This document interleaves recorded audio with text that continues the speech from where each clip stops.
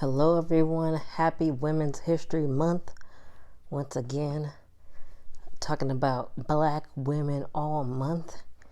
And this video, I'm going to share this wonderful book by Mary Wilson with Mark Begill.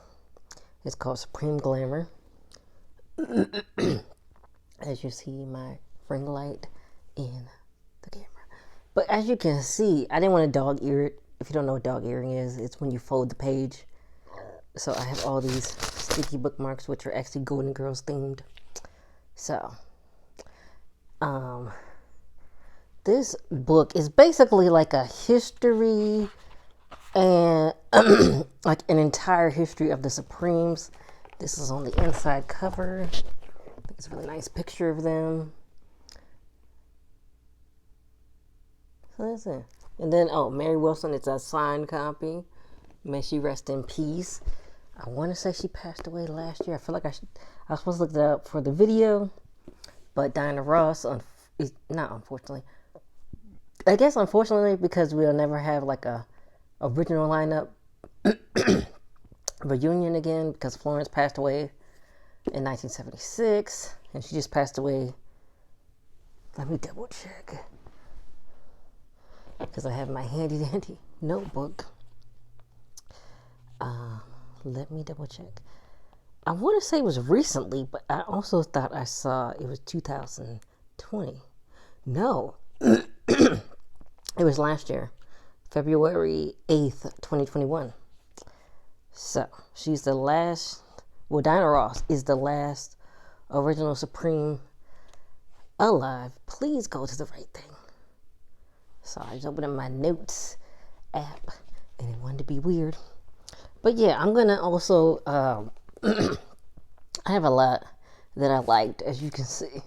So we're going to go through some of my favorite looks in a minute. But we're going to go over the pros and the cons of the book and my overall opinion of the book. So first of all, I thought this was going to be just about their fashion. I didn't realize it was going to be a whole history of like all of the Supremes from the beginning to the end. But I mean, it's really interesting. It has a lot in here. So, but let me get into my notes from my handy dandy notebook. Okay, so I'm gonna have a review. I have a little rant, and I have a poem that I wrote. So the pros, the fashions, they had beautiful gowns and jumpsuits and outfits from the years, and they are all stunning. And I love seeing all the wonderful outfits. I did my notes at like 12 at night. So I put wonder instead of wonderful. But wonderful outfits, they were. Seeing all the wonderful outfits that was my favorite part of the book. It was. So now we're talking about it. I'll show you like a few. Y'all, I just lit this candle I made. And it's smelling good. Okay, let me see. Because there's so much. So, okay, here's the layout of the book.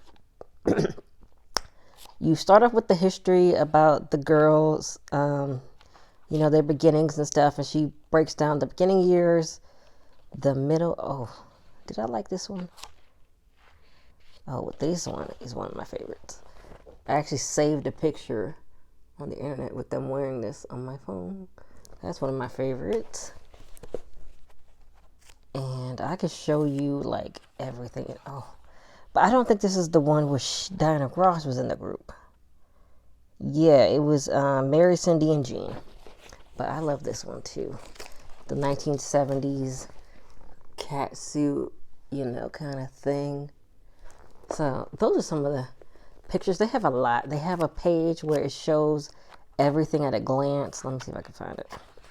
But yeah, they have so many cool, nice gowns. I'm going to leave it up for like a minute.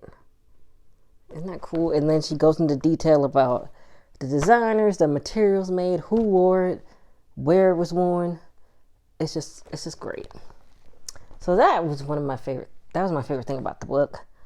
The history, Mary and Mark Bego. I hope I said his name right. Bego. Bego. I think it's Bego. They did a great job of detailing the Supreme's long history in this book. It was sometimes overwhelming, I'm not going to lie, because they had so much and had so many lineups. And it's so funny. So once in the beginning of the book, when it was just Mary, this is Mary, I'm hoping, and Diana and Florence, or they called her Flo.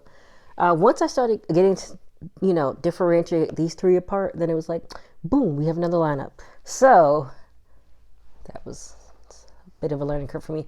I did not even look up who was who. I was like, this is just a lineup. After that, she captured all of their personalities and talents very well.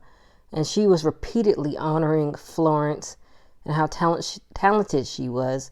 She emphasized their friendship and how well they worked together.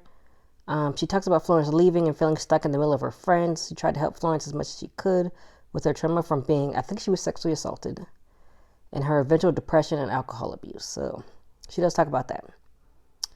She does talk about at length feeling left out once Diana Ross was put in the forefront. Even being upset about not singing on the tracks until Aunt Diana's departure. So what happened was, once Diana was put in the forefront, instead of having like the Supremes, like Florence and Mary sing in the background, they had like other background singers sing in the background. So then they would just be lip singing when they were live. So that's weird to me. That's weird to me. And it was weird to Mary as well. She didn't like that. And then the next lineup seemed more equal when it was Cindy, Mary. I want to say Jean was the first lineup. If I'm wrong, please somebody tell me. But they seem more equal in vocal ability and sharing. But it was so much. But it was like a fast track to the whole Supreme's career. So when Mary was talking about working with Frank Wilson, he was one of their producers. He really looked for music that was good for her voice and that worked well for her, and so she could have her solo parts and everybody could have their own solo parts. So that was really nice, that she got to experience that. Yeah. Now I'm trying to get back to it's a lot to go through, so I did not bookmark some of the moments. But yeah, I think it was Cindy, Birdsong. I don't remember. I want to say it was Cindy Birdsong, Mary Wilson, and Jean. Gosh, I forgot her last name. I'm so sorry. Y'all, I just finished reading this last night too, and I can't remember. But yeah.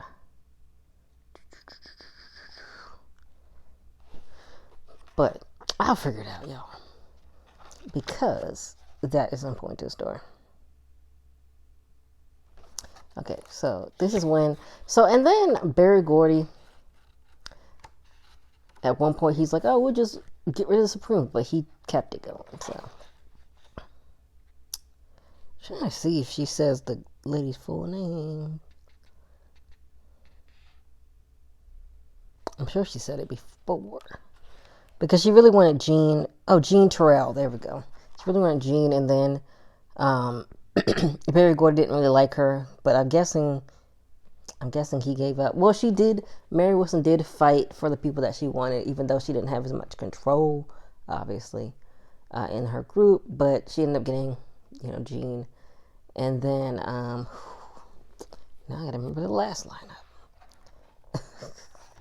So there was Jean, and there was Sherry. Now I gotta find Sherry's last name. Cindy. But y'all, it was a lot. So I read it in 2 days, but I would tell y'all, take your time. Give yourself a few days, but it's a good read. Oh man.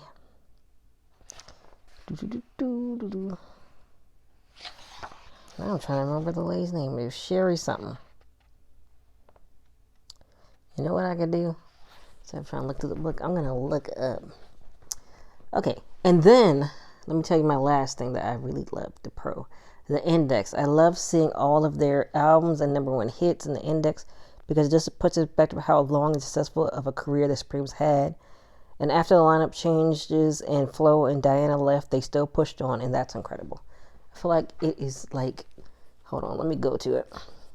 It's incredible. It's a lot. So this is their like whole discography. It's 2 whole pages from 1961 until 1977. Hold on. Don't let me.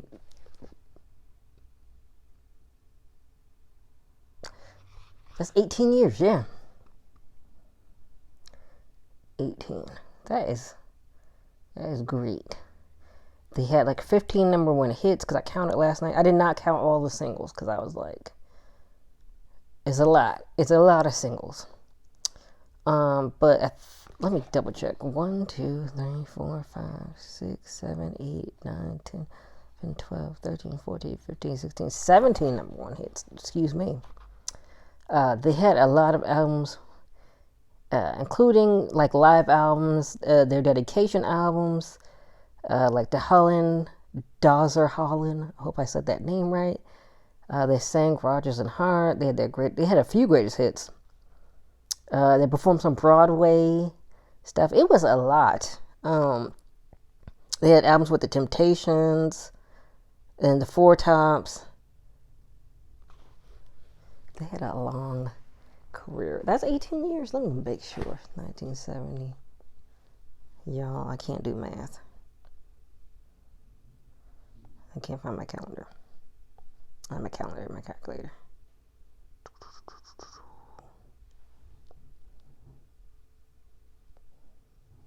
No, I don't want that one. Okay. 1961 to 1977. I feel like my math is wrong.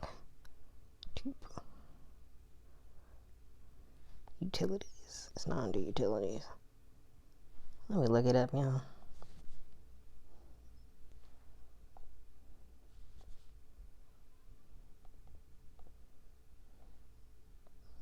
I know I gotta have a calculator on here.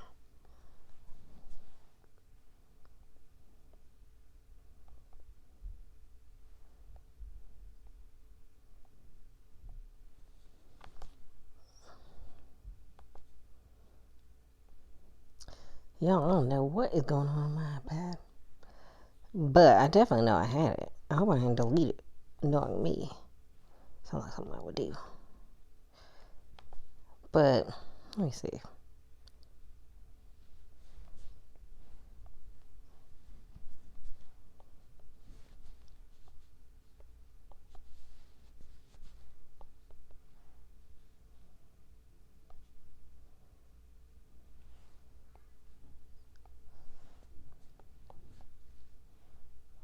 Y'all, I feel.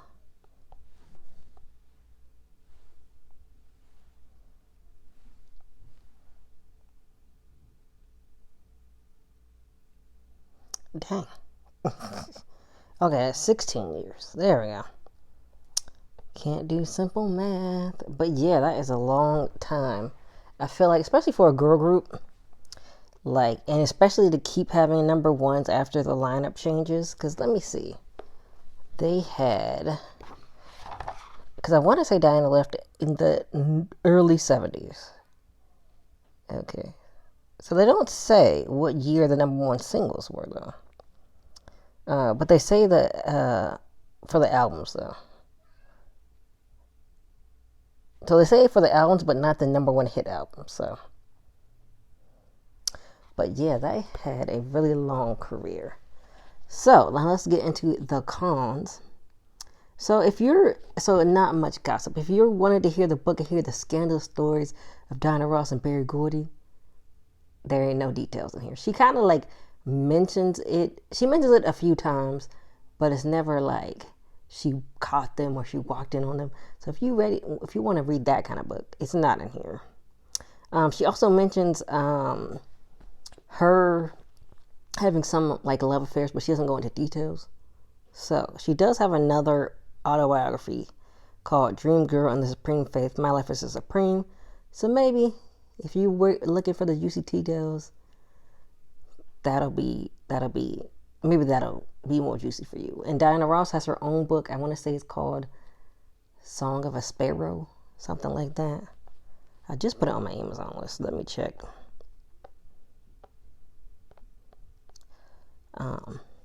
Yeah, well, I want to say it's called Song of a Sparrow.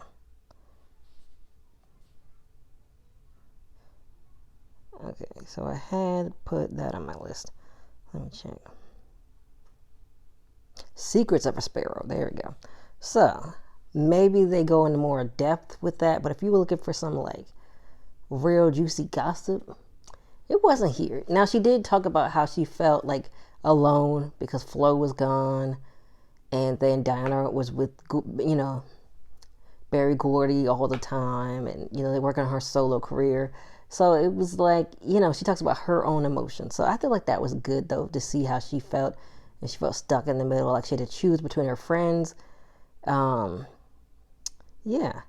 And then the history, even though I did enjoy reading about all of their performances, and let me tell you, I think she put all of them, and the press releases and etc. It was a lot, and it seemed like they rushed through the history at times, especially because I thought the book was only going to be about their fashions. I felt like they could have just told stories that related to the fashions that were shown versus every single event in their career, which I'm 100% sure she mentioned every single event.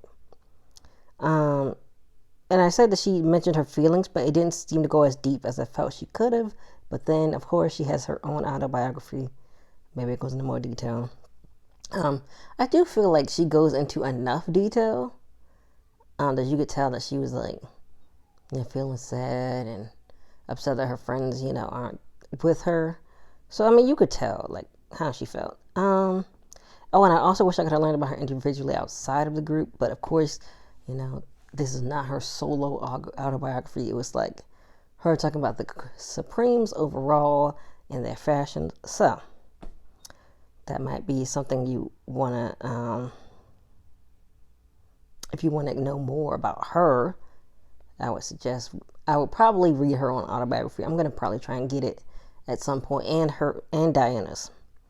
And then they had pictures into words. So a lot of the writing, like they'll have pictures like on a different, like on the page, like on the next page, except like the end of the paragraph like cuts off. So it'll be like a word, like half a word, or like the sentence isn't done, and then it'll be pictures, and you're like, oh, you entered the pictures, then you have to go back and be like, well, what was I reading? So that was the only thing that was the only other thing that like bothered me, is like the words like getting cut off, and then the pictures, and then you have to go back and read the sentence and then go back past the pictures. So that was the only thing.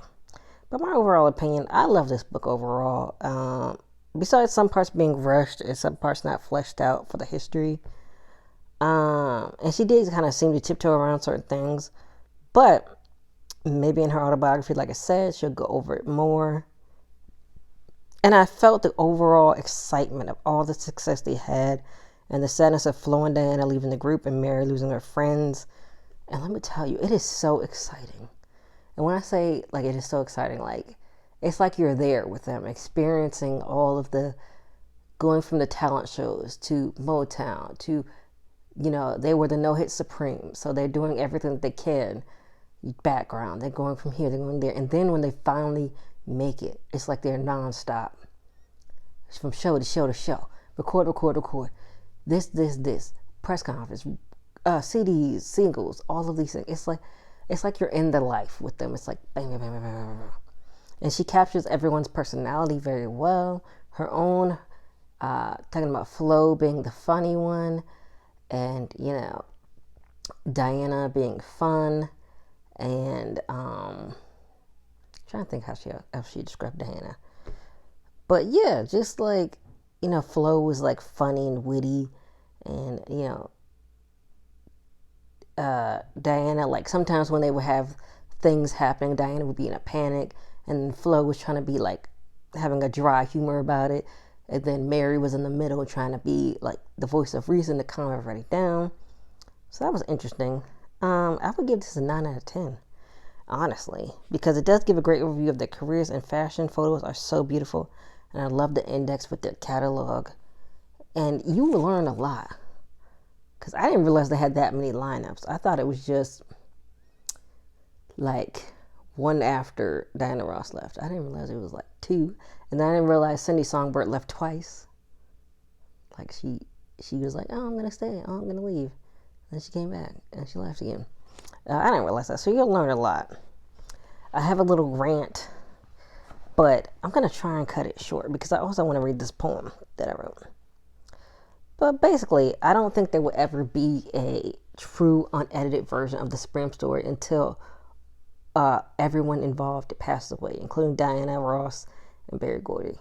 I think they both want to downplay their relationship at times, but then it seems like Diana wasn't really talented because, if they want to downplay it because then it seems like Diana wasn't really talented, but just stuck with her boss, which wasn't the case because Mary constantly talked about how talented all three of them were, how they all had things that they were great at when they were singing. And she was really happy when she got her own solo, when Flo got a solo. And she was even happy when Diana, was working on her vocal abilities, but she also wanted to, work on her own vocal abilities. And she also talks about going to vocal coaches and things like that and still improving. And even when this book was written, I think it was 2018, 17, she was still going to a vocal coach. So she really loves, and she talks about loving the stage. So I don't think Diana Ross wasn't talented. I still don't think she's not talented. I would go see her. I heard she's going to have a tour soon. So, but I feel like people think that. And I feel like instead of attacking the gossip head on, I feel like they both have acknowledged their love and respect for one another. But then they also avoid talking about Florence and Diana's solo career. Now, honestly, I have not dug deep. So maybe Diana Ross and Berry Gordy have addressed the issues with the Supremes and Florence being, I don't know if kicked out is the right word, but she had to leave the group. She was having issues. And Mary talks about how back then they didn't really talk about it when they have sexual trauma. Like she said, now we have Me Too and different things. And people are more vocal about their sexual trauma. And back then it wasn't like that. Because at one point they just couldn't get in touch with Flo, and their mom told them, and Flo's mom told them what happened. And they were shocked, and they didn't know how to open up and help their friend. So, I don't know. Maybe they could feel guilty about that. But I really want to see a true, as can be, I guess, adaptation of their story in a movie. Because, of course, there's always going to be some bias. I'm assuming there's going to be something. Because Dreamgirls and Sparkle are good representations of what the story could have been, but I want to know what it really was. Although, like I said, for a movie, they're going to have to probably play up some stuff and exaggerate some other stuff. So, it'll probably be a lot. But I also know that Berry Gordy had the Motown musical, which Diana Ross came and looked at. So I wonder if it highlighted the music or highlighted also the behind the scenes stuff at Motown. But yeah, I hope it happens to be a very accurate as possible Supremes movie. I would love that. I love the Supremes music. When I was reading, I would stop sometimes and she would talk about other artists that she admired, and it was really interesting. Because, now people do say, oh, I was inspired by this person and that person. And I know people are big now, but she was talking about Sammy Davis Jr. And she talked about Sammy Davis Jr. a lot. And Martha and the Vandellas and the Shangri-Las and different people. And people were also, when they were talking about, when they had their fashion, like Andre Tully, was talking about how they influenced Black women. Oh, here's the quote now. Speaking of, I'm going to read it. Those shimmering dresses, for the first time, I think people saw women of color looking different on television. So it's Andre Leon Tully. He was the former editor at Vogue. Also, rest in peace to him, because he just passed away too. Even though Florence passed away a year ago, but I think he passed away this year. And it was like everybody was seeing these black women like being, glamorous and regal, and they wanted that. Here's another quote by Dr. Mark Anthony Neal, the professor of African American Studies at Duke University. The grace and confidence that the Supremes personified would inspire a nation and continue to serve as a shining example of modern black womanhood.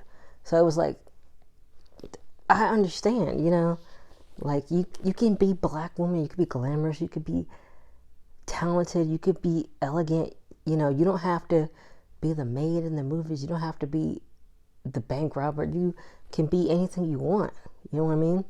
And then I also like seeing their fashions of when they just dressed themselves and they were just hanging out, and it was really nice too. But yeah, so now we're gonna get to that. I wrote a Tonka, and so it's called Mary, Diane, and Flo. So she called Diana Ross Diane the whole thing.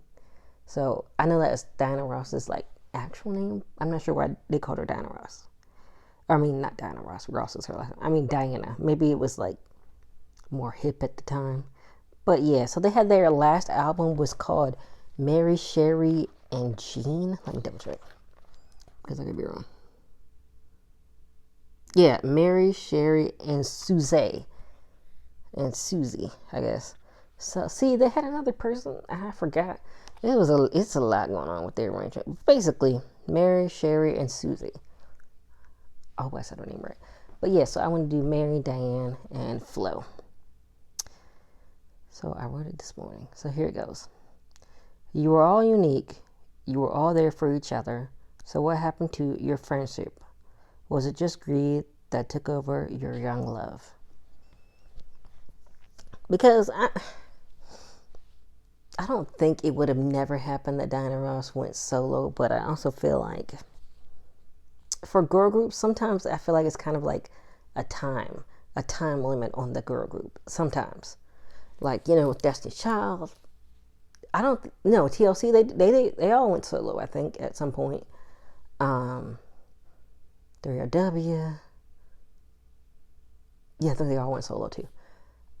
It's just like you can see all these different girl groups, the Spice Girls, like everybody, all the girl groups are like on a time. It seems like it's like they're on a time, and then they have to branch out and do their own thing. And I feel like now that's happening a lot because a lot of groups are getting made on like talent shows, and they're not really like friends with I mean, I'm sure they get close, but they're not really friends to begin with.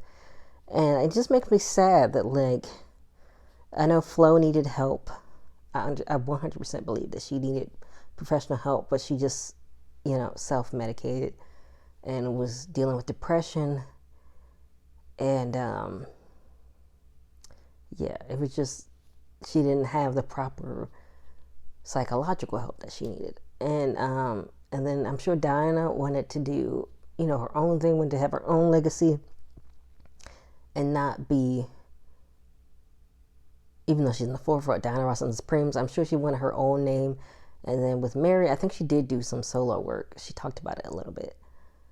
And she still was performing, I think, when she was writing this book, or when this book came out, she said she was still performing. Because I just love what they do. And I think Mary just was like excited to be with her friends and have her friends together. And then to see it kind of like, I don't know if fall apart is the right word, but like her friends to leave, like, Florence, she left, Florence Baylor, and then she ended up passing away at only 32. And then Diana Ross is with Berry Gordy, and she's doing her own thing. And now Mary felt alone. So, it's just, I feel like that I would feel bad too. Like I did this with my friends and we came up, and now I'm all alone and I have to teach these new people how to do the moves, and I have to figure out our voices together. I feel like that's so interesting, especially being the only one who was in all of the lineups for the Supremes. That's like a really like cool thing for her to be able to say. But it's also sad, I feel like. So that was my review of the book. I would 100% recommend you get it. Like I said, some things, it's a lot of history, of course, because 16 years, it's a lot. So She talks about the earlier years, then it's the fashion, then it's the later years, mixed with other pictures and stuff. So I would 100% recommend it.